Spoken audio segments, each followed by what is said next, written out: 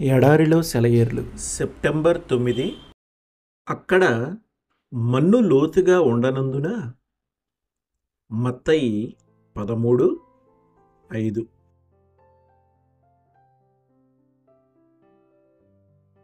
మన్ను లోతు లేదు. మన్ను గురించి ఈ ఉపమానంలో నేర్చుకుంటున్నాం. విత్తనాలు మంచి నేలలో, అంటే శ్రద్ధగల హృదయాల్లో పడినప్పుడే ఫలించాయి. లోతు లేని మనుషులు మన్ను లోతుగా లేని నేలలాంటి వాళ్ళు. నిజమైన సమర్పణ లేని వాళ్ళు ఒక మంచి ప్రసంగానికి ముగ్ధులై ఒక అభ్యర్థనకు, ఒక హృదయాన్ని కదిలించే సంఘటనకు చెలించిపోయి ఏదో చేసేసేలాగా కనిపిస్తారు. మన్ను లోతుగా లేదు, లోతైన భావన లేదు. విద్యుక్త ధర్మాన్ని త్రికరణ శుద్ధిగా నిర్వహించే పట్టుదల లేదు. మన హృదయంలోని నేల గురించి చూద్దాం.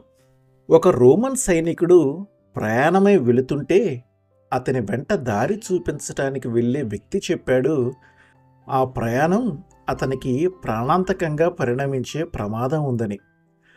అప్పుడు ఆ సైనికుడు జవాబిచ్చాడు, ఈ ప్రయాణం చెయ్యటం అత్యవసరం, నేను బ్రతికి ఉండాలన్నది మాత్రం అంత ముఖ్యం కాదు. లోతైన మనస్సు ఇదే. ఇలాంటి నిశ్చయత కలిగి ఉంటేనే మనం ఏదైనా సాధించగలిగేది.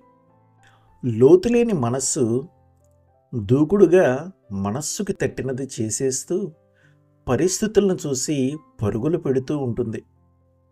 స్థిరమైన మనస్సు అయితే వీటికి పైగా తన దృష్టి ఉంచి నిలకడగా సాగిపోతూ ముసురు పట్టిన మేఘాల క్రింద నుండి సూర్యకాంతిలోకి పయనిస్తుంది.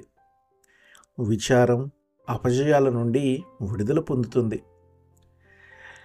మనలను లోతైన నేలగా చేసిన తరువాత దేవుడు లోతైన సత్యాలు, తన నిగూఢ రహస్యాలు, గురుతరమైన బాధ్యతలు మనకి ఇస్తాడు.